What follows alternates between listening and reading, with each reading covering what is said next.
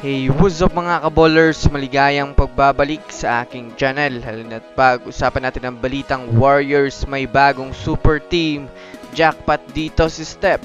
At ang balitang maaaring pumalit kay Stephen Curry at LeBron James sa Team USA 2028. Kilalanin, tara na't pag-usapan natin yan dito sa Basketball Hotshots.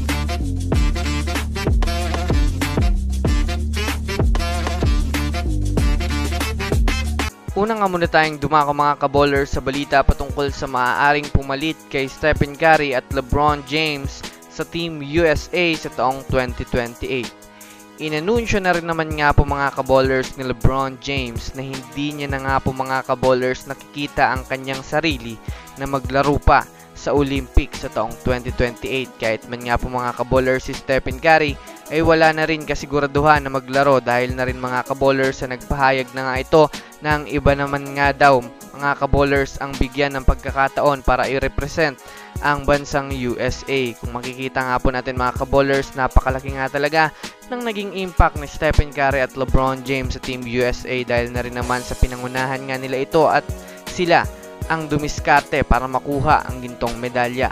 Para nga po sa kaalaman ng lahat, sa susunod nga pong 4 na taon mga kaballers, ang most requested player nga po mga kaballers na maaaring mag-represent sa Team USA sa taong 2028 ay itong sina Ja Morant at Zion Williamson. Well, kilala naman nga natin mga kaballers ang dalawang ito bilang isa sa mga batang player ngayon na kayang buhatin ang kanilang kupunan at magdomina sa liga. Kaya talagang aabangan nga natin ito mga kaballers.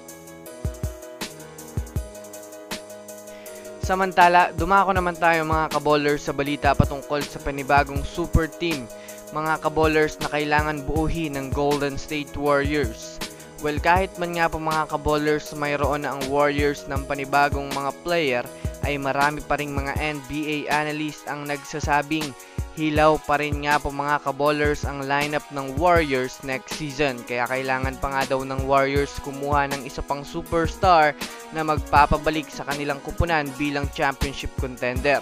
Ayon nga po mga kaballers sa inilabas na impormasyon ng isang NBA analyst, ang pinaka-best move nga daw nila ngayon mga kaballers ay gumawa ng isang risky na galaw para makabuo ng isang super team. At ang pinakamalapit nga po at pinakamatunog na player na maaari nilang kunin ay itong si Kevin Durant para itandem muli kay Stephen Curry.